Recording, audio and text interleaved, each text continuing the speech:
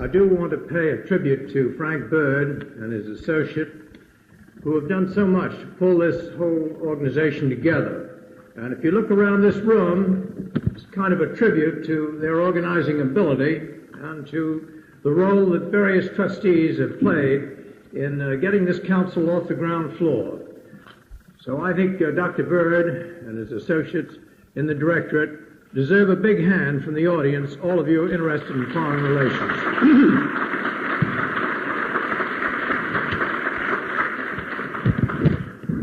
On this occasion, the celebration of the founding of the Baltimore Council on Foreign Relations and the presentation of the first address before the members of this council, it is appropriate that our speaker is distinguished both as a thoughtful student of foreign affairs and also as a holder of National Office of Distinction, Assistant to the President for National Security Affairs. Zbigniew Brzeinzki was born in Warsaw in 1928. His father was Polish consul in Montreal from 1938 to 1945. He did his undergraduate and MA work at McGill University in Toronto and received his PhD in government from Harvard in 1953. He is one of that illustrious group of scholars on international affairs who emerged from the Harvard of that era. He taught first at Harvard and later at Columbia University, where he has been the Herbert Lehman Professor of Government and Director of the Research Institute on International Change. The doctor's academic career has been marked by impressive productivity. He has written, edited, or co-authored 11 books and numerous articles. Among his best-known works are The Soviet Bloc, Unity and Conflict, 1961, which deal with the internal politics of Eastern European countries and the Soviet role in that region. Political Power, USA, Russia, 1965, which addressed the question of social and political convergence between the United States and the Soviet Union. Alternative to Partition, for a broader conception of the American role in Europe, 1965, which called for a reintegration of Europe and also one of the key books that he has written, Between the Two Ages, America's Role in the Technotronic Era, 1969, which addressed social and economic change and the problems of global stability. His later attention has focused on the trilateral relations of the industrial democracies of North America, Western Europe, and Japan. During his academic career, he manifested a practical bent directing a biannual policy forecast at Columbia, serving on the board of directors of the Council on Foreign Relations located in New York, and as the director of the Trilateral Commission 1973 to 1976. Dr. Brzeinzki was an early supporter of President Carter's quest for office. He was a campaign advisor to Mr. Carter on foreign policy and has made a major contribution to the construction of the President's foreign policy. He was appointed Assistant to the President for National Security Affairs in January 1977 and has served in that post with distinction. It gives me the greatest pleasure to introduce the Honorable Zbigniew Brzeinzki, Assistant to the President for National Security Affairs. Dr. Brzeinzki.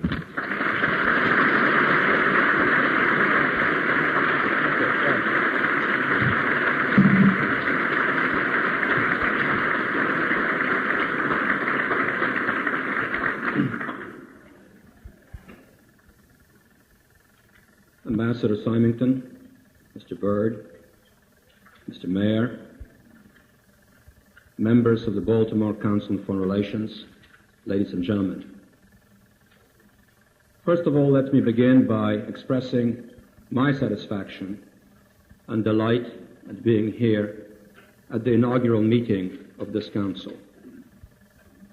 I believe that this event is symbolic of the increasingly directly engaged role that the United States plays in world affairs.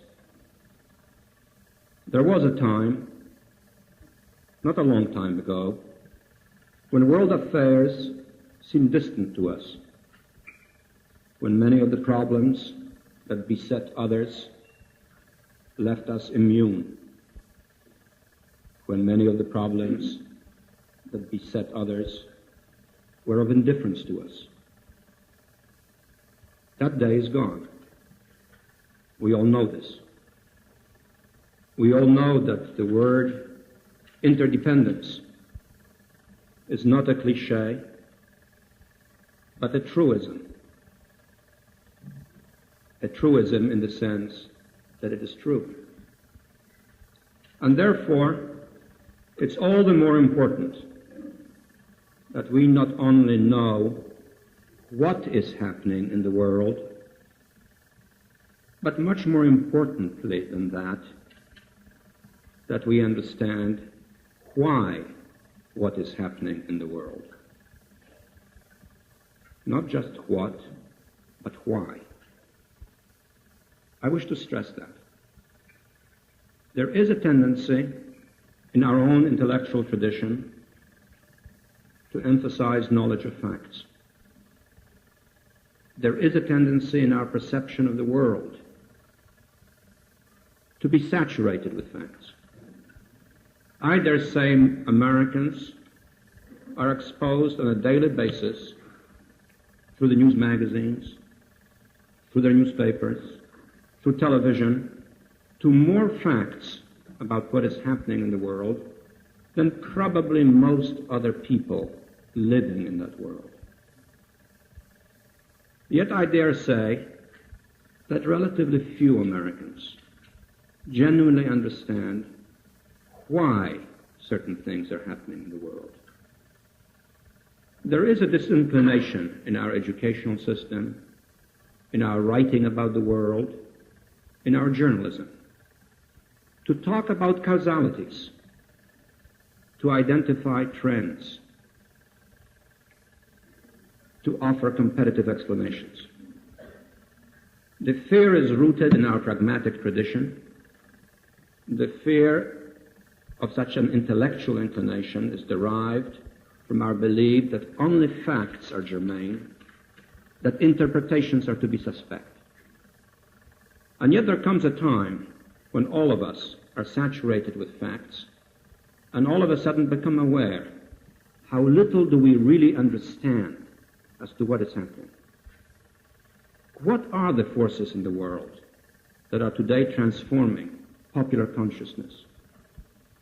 What are the basic conceptual tools that leaders and masses, respectively, use to understand the world? What is the framework which enables us to understand and define reality? I take it the purpose of the Council is to help all of us here, all of you here in this city, to delve more deeply, to look beyond the surface that facts cover, and try to ask, where is history taking us? What is the character of our era? What are some of the most important contending forces? How is the balance of power changing? How are values changing? What are the key ideas that motivate people today in the world? Are they germane to ours? Are they in conflict with others? Is America relevant to this world? Are our interests compatible with the aspirations of mankind? Are our values congenial to these aspirations? This is why I welcome this enterprise, and this is why I'm pleased to be here with you. And this is why I would like to begin my remarks on substance by stressing the proposition that we are indeed confronted today with a world of unprecedented turbulence and extraordinary complexity. A world which no longer offers us the luxury of a single-dimensional interpretation of world affairs or a single slogan to define the nature of American foreign policy. One of the problems that we have faced over the last several years was whether we ought to define the Carter foreign policy with a phrase or a sentence or a word or two. And the President, in my judgment, very wisely eschewed that temptation. did not yield to it. For to yield to it would be to fall prey to the illusion of simplicity. It would be to distort and to mislead. The fact is that the problems we confront do not come from one source. The fact is that the world is changing today on a scale never before experienced in its history. And our foreign policy, to be responsive to this age, has to be complex, operate on many fronts, and try to integrate what often is seen as conflicting strands of analysis and of purpose. At the risk of doing violence to what I have stressed, let me suggest as a broad proposition that the distinctive character of the Carter foreign policy is that it has very deliberately tried to blend what traditionally have been two conflicting major strands in the American thought about world affairs. Our recent history reflects these two alternatives and places them in sharper relief. One is the inclination to stress a commitment to the status quo, to emphasize the primacy of power, and to pursue policies which perhaps can be subsumed with the word that scholars often use, realpolitik, a hard-nosed, realistic foreign policy. In many respects, the quintessential expression of that approach to the world was the foreign policy of Nixon and Kissinger. They both were contemptuous of the notion of morality, seeing in it an excess of sentimentality. They both stressed the importance of American power, and they were perceived worldwide as identifying the United States with the preservation of the status quo.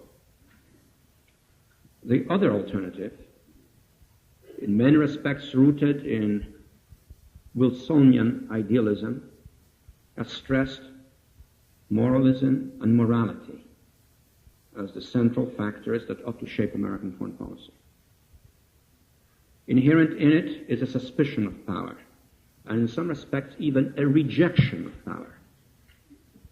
Inherent in it is the notion that traditional military power is no longer relevant in our age, that instead America should identify itself with certain decent and increasingly widespread human aspirations, and that this is the best way to preserve our interests and to enhance our values.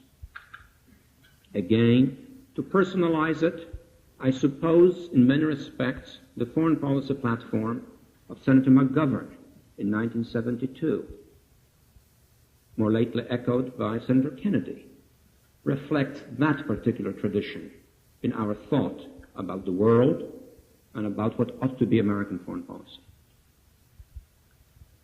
The distinctive hallmark of the Carter foreign policy is that it is based on the premise that both strands are relevant and have to be emphasized in order to maintain not only a constructive but a secure relationship between America and the rest of the world.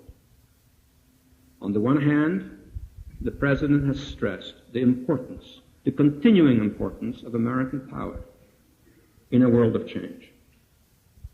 Without that power, there is the genuine risk that global change will deteriorate into increasing fragmentation and anarchy, and that it will be exploited by our adversaries through the use of their power to pursue objectives which are inimical to our national security.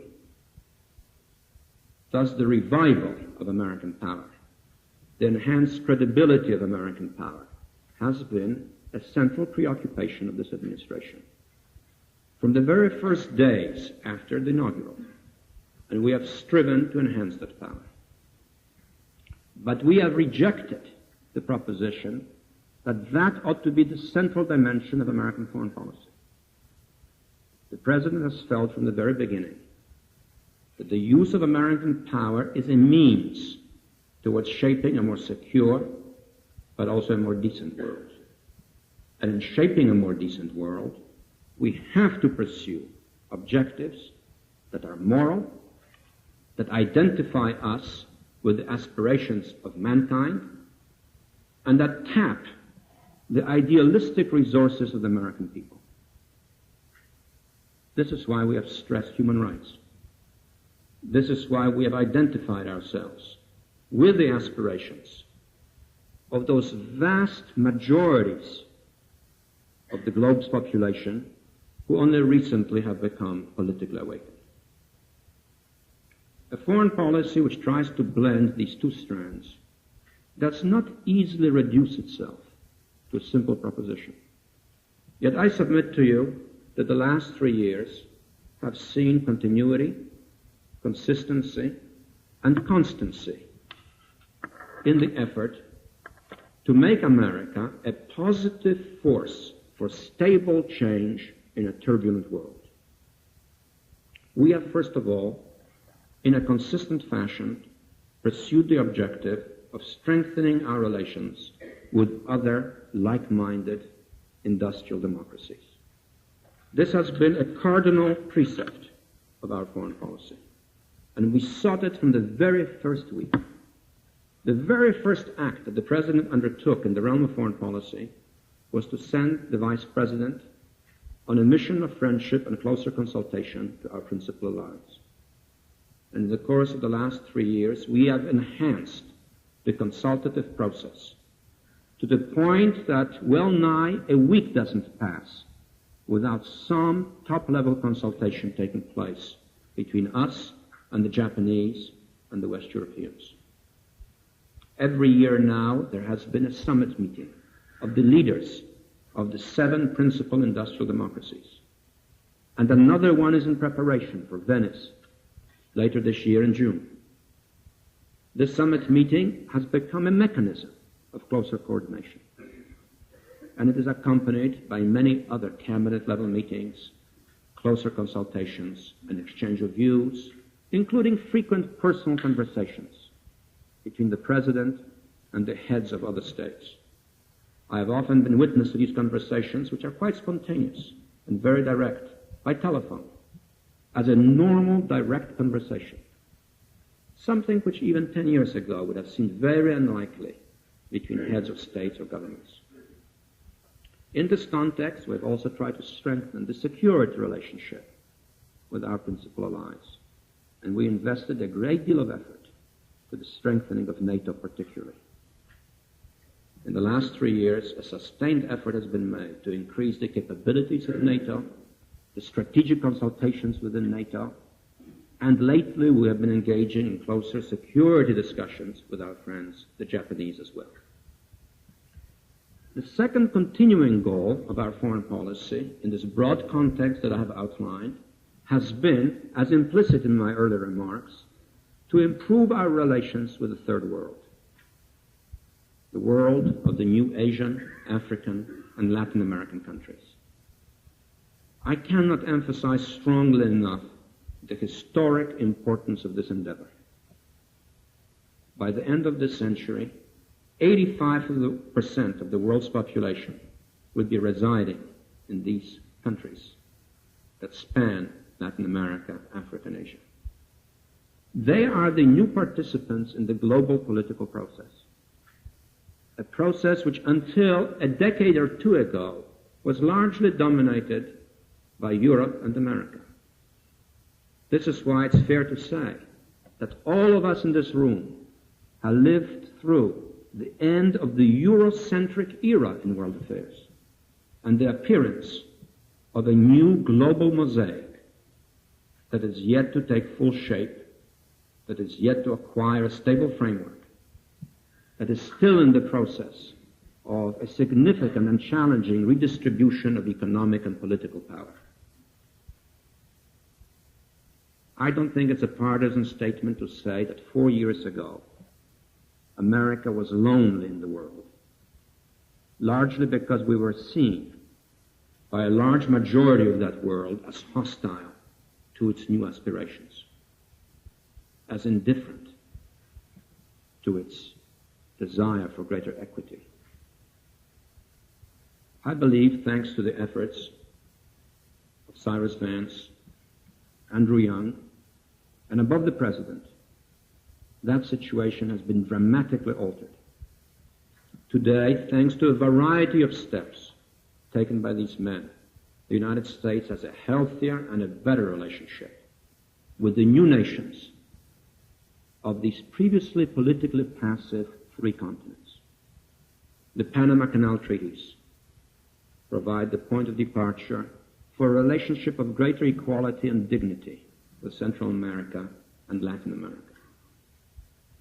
Our sustained efforts to promote a peaceful solution for what was called Rhodesia and now is Zimbabwe have served to the rest of Africa as proof that our commitment to majority rule was not only rhetorical but substantive. And as a consequence today, we do have a more decent relationship with the majority of the nations of Africa. Our normalization of relations with China has opened up a new chapter in America's relations with 1/4 of mankind, creating for the first time a situation in which we have good relations simultaneously with Japan and China, a reality which hasn't been the case in the last 70 years, and ensuring the likelihood that the modernization of this enormously important country will be on the basis of closer relations with us and our immediate friends. All of these steps, plus many more in the economic realm, have tended to advance our second central objective, a better, more constructive relationship with the third world, a world which previously did not exist politically and which is going to be increasingly important in the years to come. Our third objective has been to sustain a steady movement towards peace in the Middle East.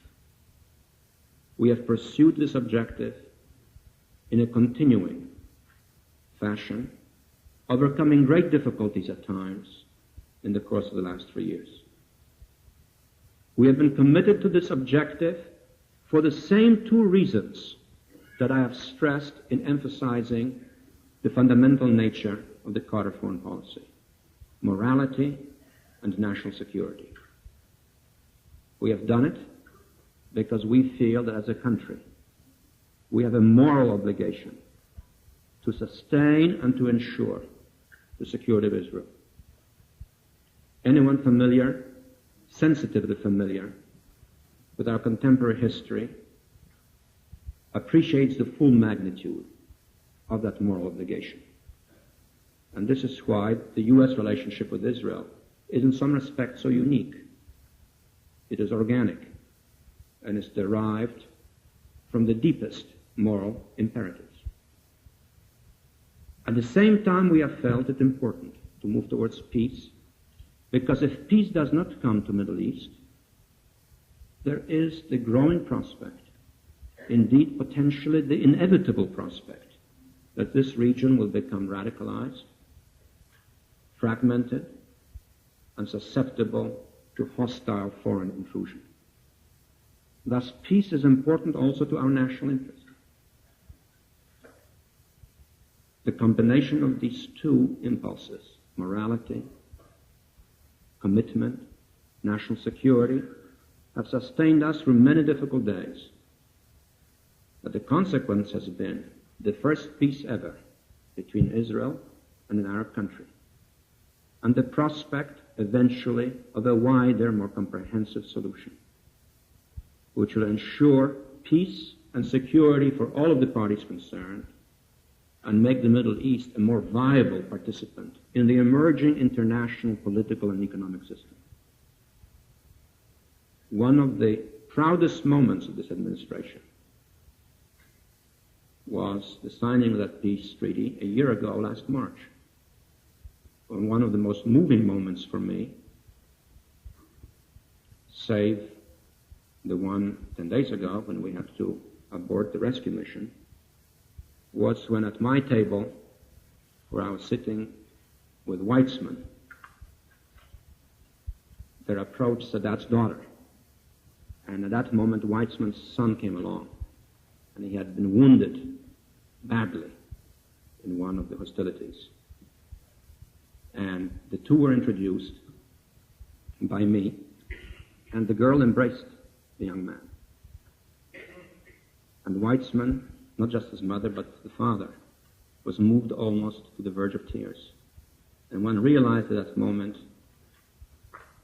the immeasurable human dimension of peace and the unique satisfaction of what it can accomplish. Our fourth major objective, which we have sought in a sustained fashion, has been to strengthen the military security of the United States and of our allies at a time when some strategic trends were becoming increasingly adverse. This, too, is something we started early, and we persisted in seeking to accomplish. We committed NATO in the first year of the administration to a long-term development program and to 3% per annum real growth term increases in our defense budgets. In the summer of the first year, the President signed Presidential Directive number 18, committing us to an enhanced strategic posture and to the development of a rapid deployment force capable of defending our interests and protecting our friends in those parts of the world where American forces are not regularly present.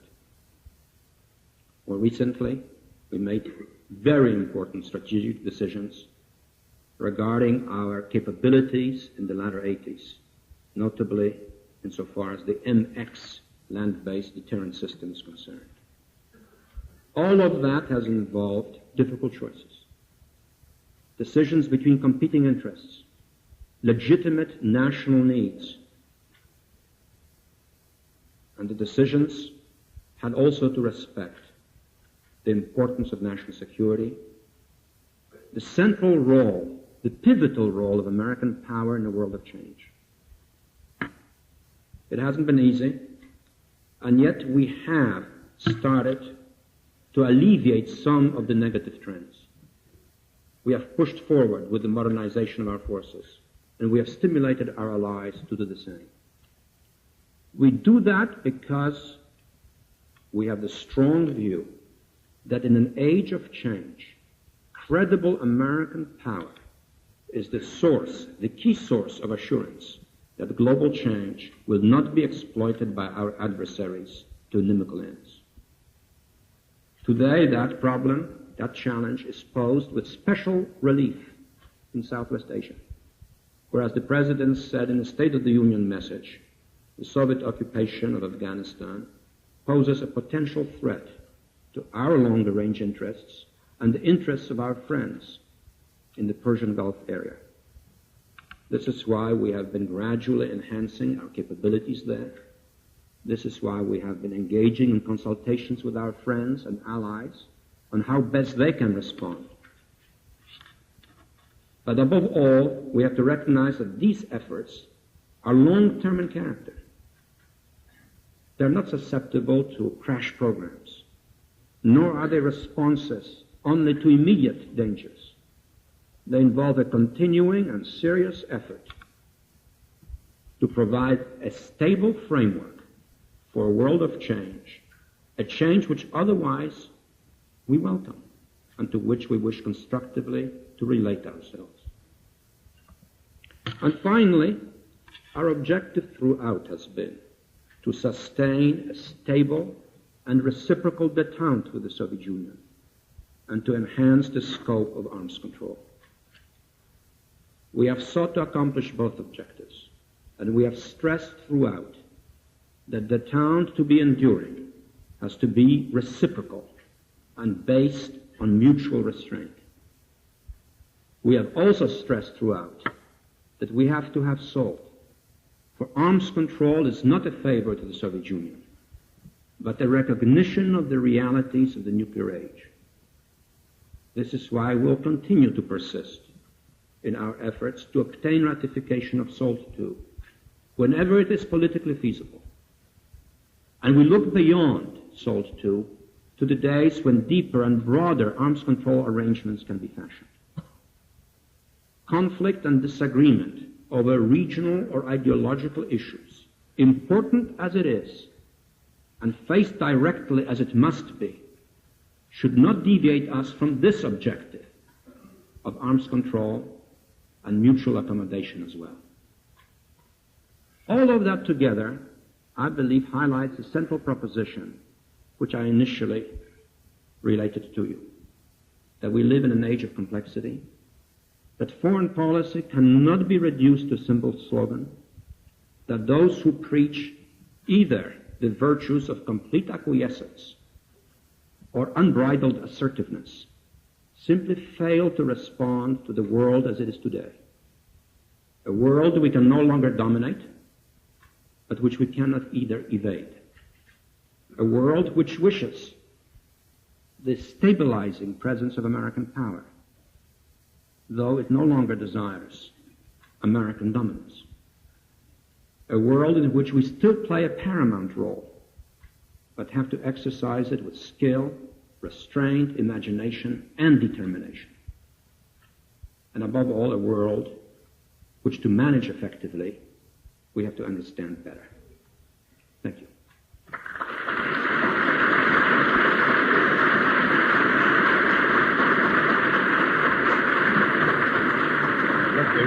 Thank you very much. Stay here.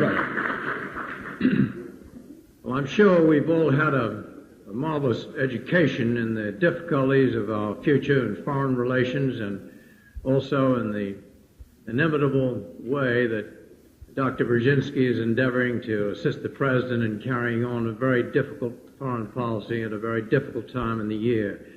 And I personally, and on behalf of our Board of Trustees and of everyone here, want to thank him tremendously for coming over here and giving us such a scintillating talk and being with us. Thank you, Dr. Brzeinzki, very much. How do you answer the question? You going to let me speak, or Frank Bird's coming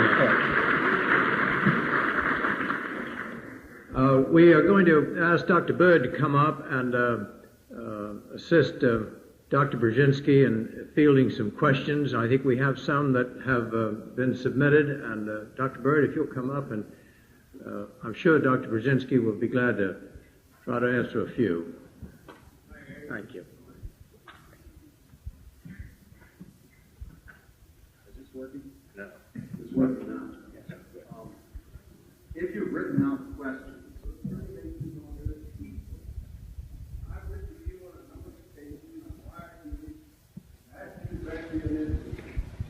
I can show you how any world war can be stopped within 10 days without killing, without inflicting death and destruction. I'm a 10,000-hour pilot who touched down in 51 nations, 100,000 numbers. I know my subject from A to Z. The concept of force, without using weapons to kill and destroy, I can take 50 cities in one night without killing an hour. I want to put it on the film. The gentleman, I know the gentleman's asking the question, has done an enormous amount of work on this subject over a long period of time. And it's a fascinating study which he has. He's brought to my attention before, and I know that he would like to bring it to the attention of Dr. Brzeinzki. And I think a written brief to Dr. Brzeinzki's office would be best. For the purposes of our very few moments tonight, sir, if you could ask a brief question, I'm sure Dr. Brzeinzki would address it quickly.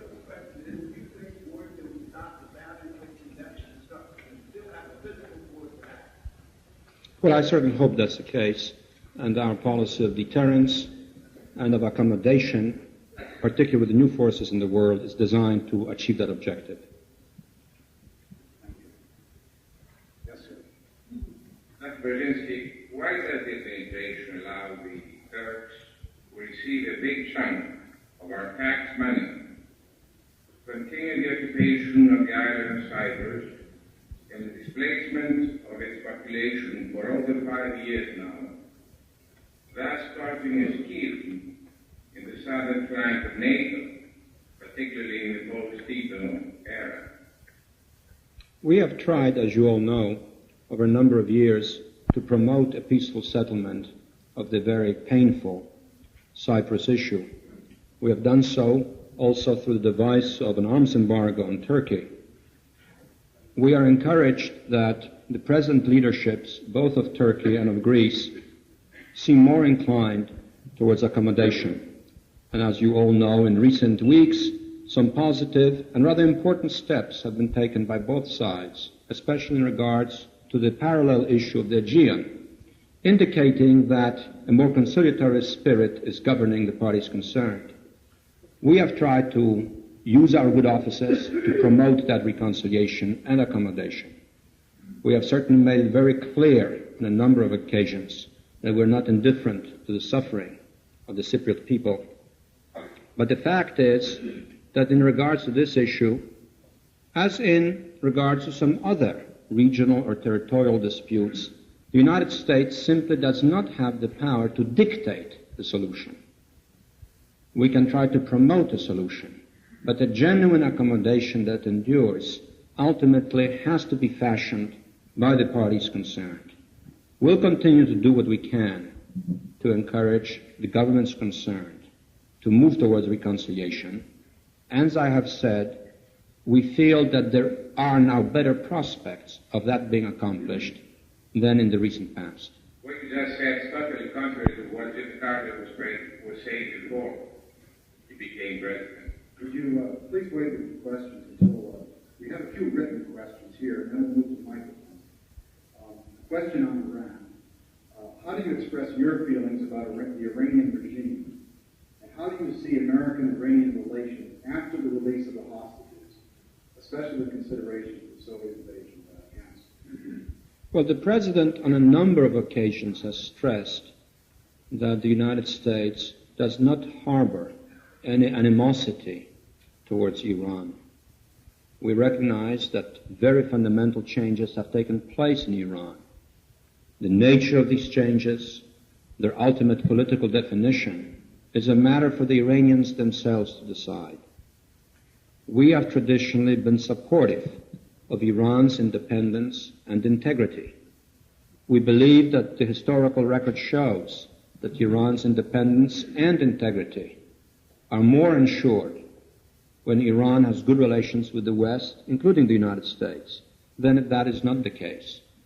Our hope is that before too long, it will be possible for the United States and for Iran to have a normal, amicable relationship. We have no intention of engaging Iran in a relationship that it doesn't desire. And if the choice of the government of Iran is to have a somewhat more distant, though correct, relationship with the United States, that is their decision. In brief, we have an open mind. We are prepared to extend our hand once the hostage issue has been resolved, in keeping with the standards that the international community has long established. A question on the American relations with the Soviet Union. You've said that the United States has to maintain its strength vis-a-vis the Soviet Union, and we should also go ahead with the SALT II treaty. If we push that treaty again, what have we accomplished, especially after the consequences of the Afghanistan invasion? The questioner asked, aren't we just caving in? I would like to stress, as I briefly suggested in my initial remarks, that the SALT II agreement is not an American concession to the Soviet Union, nor is it a unilateral act of American goodwill towards the Soviet Union. It is an agreement that's first of all in the mutual interest of the two nuclear superpowers. And secondly, it is an agreement which enhances our national security. I have been intimately involved in the last 3 years in the shaping of our policy on SALT negotiations. And my responsibilities being in the area of national security, I gave primary attention to the question, how will SALT contribute to our national security? I have not the slightest hesitation in affirming that together with the defense programs we have either adopted or will be adopting, salt contributes more to our national security than if these defense measures were taken without salt, and even if they were increased in their scope without salt. With salt, we have a better notion of the kind of strategic threat that we will confront in the course of the mid-'80s, and we are better prepared to take the necessary compensatory measures. Without salt, we'll be less secure in knowing what danger to meet, and we will probably confront Soviet strategic programs that will benefit from ongoing Soviet momentum. Thus, I see no direct connection between Soviet misconduct in Afghanistan and the desirability or non-desirability of salt. I think that on salt, every citizen, especially of an informed and engaged group like this, ought to make his own independent judgment. And that judgment ought to reflect on the question I posed. Does it enhance or does it diminish our national security? If your judgment is that it diminishes it, it's undesirable even if the Soviets were not engaging in misconduct in Afghanistan. And if it enhances our security, then it's desirable even if the Soviets are engaging in misconduct in Afghanistan. I believe that our response to Soviet misconduct in Afghanistan was the right one, and the President stated it firmly in the State of the Union message. And I happen to believe that SALT is consistent with and enhances our national security and therefore should also be pursued. Question on Eastern Europe. In view of President Tito's death, what immediate course of action do you perceive on behalf of the United States government? The principal guarantors of Yugoslav independence are the Yugoslavs themselves. They are fiercely committed people to national independence. They have demonstrated through acts and readiness that they're prepared to sacrifice for it. That is a terribly important reality which enhances our confidence that Yugoslav independence will be preserved. The President has made it clear that we have a stake in that independence, and the United States supports it. As long as the Yugoslavs remain committed to the protection of that independence, I believe that any overt aggressive military moves against Yugoslavia will be deterred. An invasion of Yugoslavia would be resisted by the Yugoslavs, and that as of itself would produce essentially unforeseeable circumstances, which any would-be aggressor would have to very carefully calculate. This is why the Yugoslavs also deserve our support, our encouragement, and our friendship. And the President has stated these principles on more than one occasion, most recently in connection with Marshal Tito's death. Question on American power. It has been said that the American petroleum usage is a fifth column, rendering ineffective the most skilled foreign policy and the most powerful army. Why is the present crisis being used to effect significant and stringent changes in that area? Well, as you know, if there is anything that this administration has tried to do, it's to promote greater public awareness in the country at large about the imperative necessity of greater conservation and increased domestic production. We have expended enormous amount of political capital to get the energy bill through Congress. The President spoke about these efforts being the moral equivalent of war 3 years ago, and that powerful phrase was ridiculed.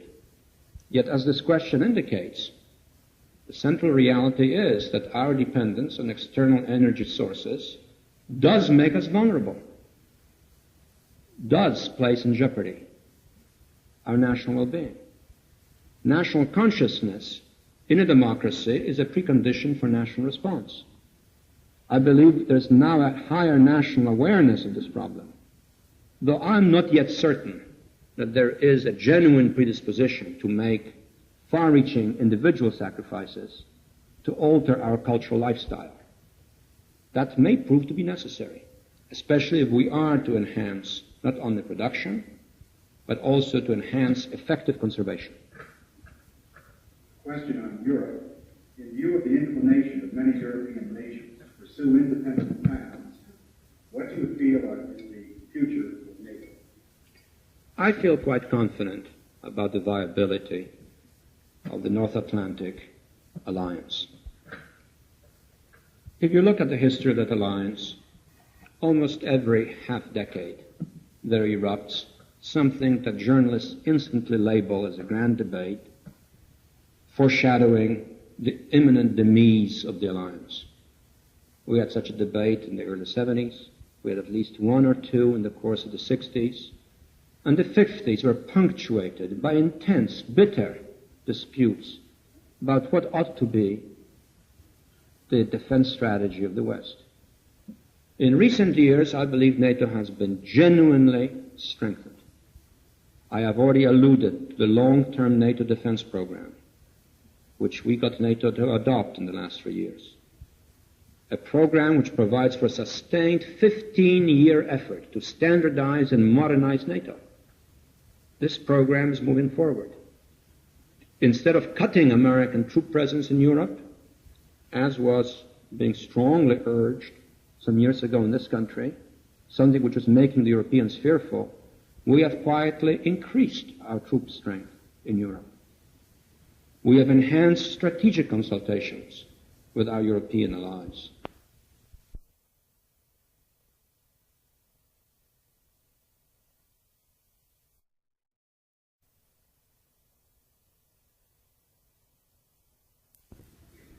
NATO recently celebrated its 30th anniversary, and I feel that it's a very vigorous, very vital 30-year-old. Question on Soviet motives in Latin America. The question was, in short, why didn't we give up the Panama Canal, and can we trust the Soviet Union to agree to honor agreements? Well, first of all, to whoever asked the question, the agreement was not with the Soviet Union, but with Panama.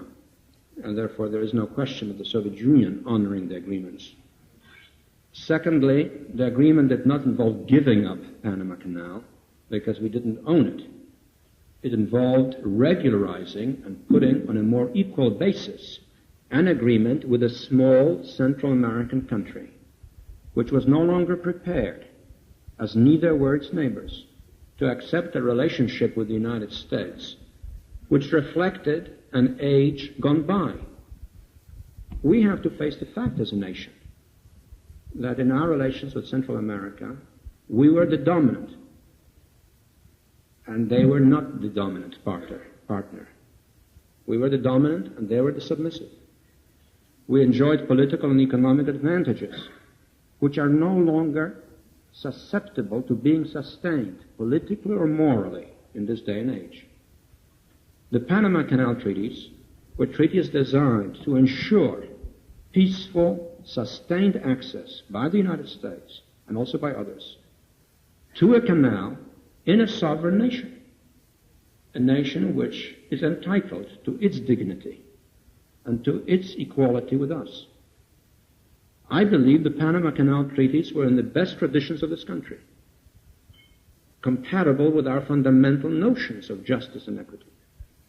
And this is why, after a protracted debate, an extremely difficult debate, in which initially we had extraordinarily small support in the Senate, we obtained the ratification of these treaties on 2 separate votes by 2/3 majorities of the U.S. Senate.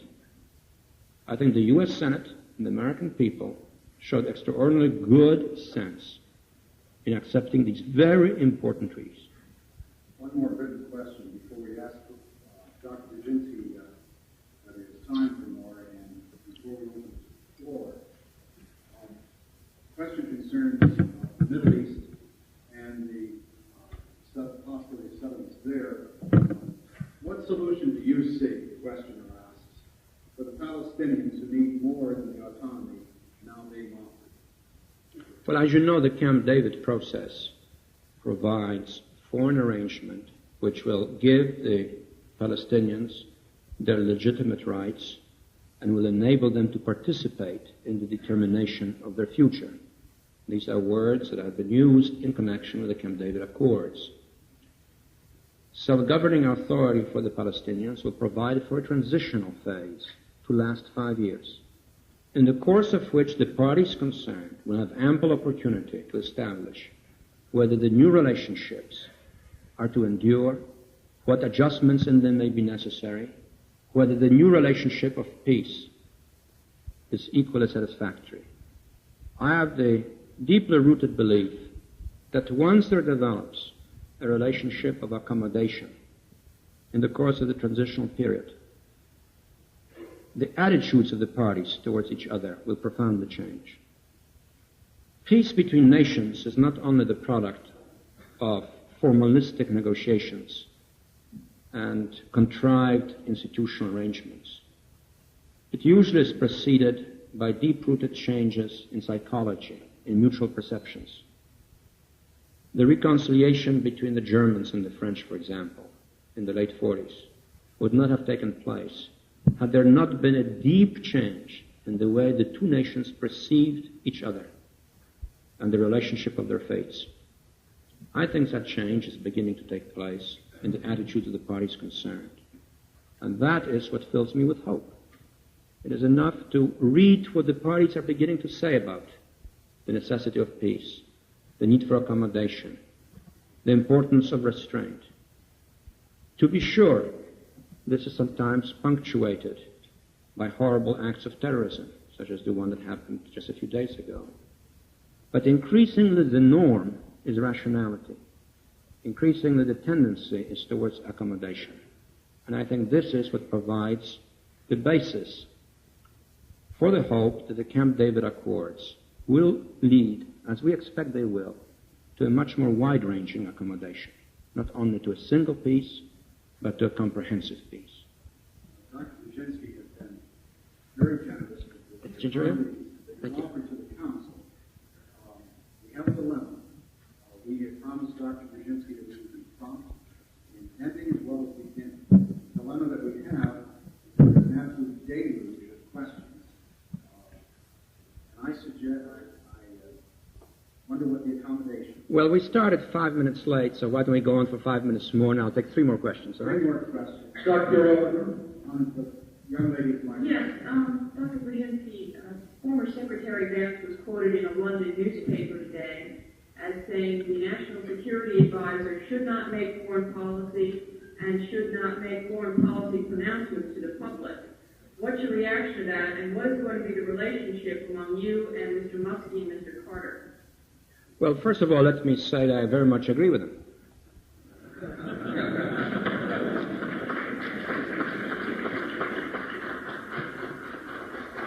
I don't make foreign policy. I help the president make it.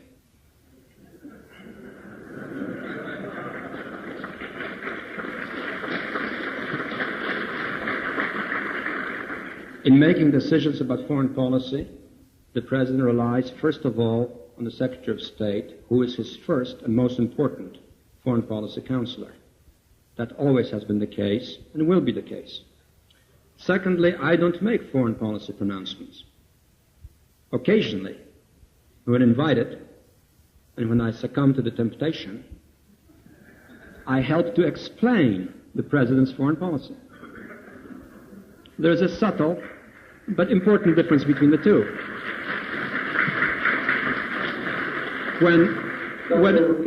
When a new policy needs to be proclaimed, depending on circumstances, it will be proclaimed, as it has been in the recent past, either by the President or by the Secretary of State. And if help is needed to explain it, I may occasionally help. And I think that's to the benefit of all. Dr. Brzeinzki, first of all, I don't know which is hotter, the room or your job. But the room. I have a message from the Cuban community, and we want to express appreciation to President Carter for taking the stand today and helping Cubans come to a land which offers opportunity. But to the question, sir, is after the actions which the Castro government has taken the past weeks, will there be a new policy toward Cuba? When the time comes to announce a new policy towards Cuba, the President or the Secretary of State will announce it.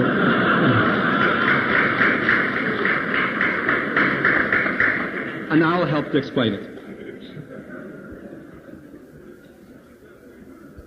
Dr. Brzeinzki.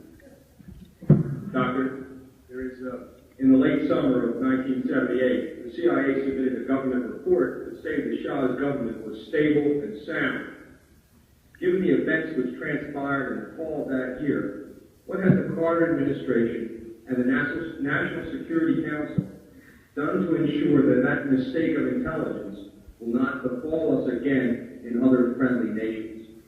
Do you work for the CIA? No, sir, I don't. Then how did you read that report? It was widely reported in the press. Uh-huh. Well, I would not conclude that what's widely reported in the press is correct.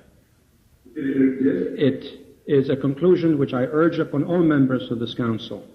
As you search to understand what is happening in the world, don't rely on widely shared conclusions that are disseminated in the press. One thing that one has to know about governments is that government, particularly ours, is saturated with reports, analyses, most of which are given the attention they deserve, and some of which gain a certain amount of public notoriety notwithstanding. Our judgments about the situation in Iran in the course of 78 were somewhat more mixed than your comments suggest. I think that one has to recognize that there is relatively little the United States can do about internal changes in foreign countries, and that until they take place, there are usually reasons why the United States has to maintain relations with the governments that are in power. In some cases they're economic, in some cases they're political, in some cases they're a combination of these and other factors. That was the situation that prevailed in relationship to Iran. One more. Dr. Brzeinzki has said that he would answer one last question. I know there are absolutely dozens. I'm going to simply give Dr. Brzeinzki the choice of three that were put forward, and you take his choice. One question is, given your previous writings on the possibilities of Soviet-American convergence, what is your view of that thesis today? I'll answer all three. First of all, whoever asked that question didn't read my writings, because my writings were designed to disprove the concept of convergence. I was saying that there would be no convergence, and I think I'm right.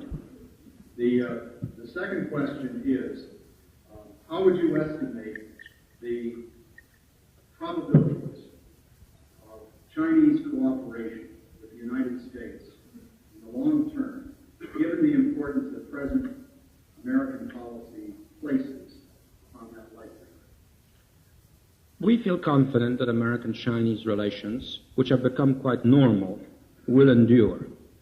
Both we and the Chinese have a stake in stability and peace in the Far East. We both have a stake in achieving a world which is not dominated by any single power. The Chinese have a stake in a long-term modernization program which places a higher premium on closer cooperation with the economically and technologically advanced West. So barring unforeseen circumstances, there's reason to be optimistic about the gradual evolution of American-Chinese relations, and these have become already quite cooperative and normal. The last of those three, what, if any, impact will today's Iranian London embassy conclusion have on the American hostage crisis in Tehran? I hope it will show to all concerned the importance of respecting international law and the rights of innocence. I hope that that is the conclusion the Iranians themselves will draw from this tragedy.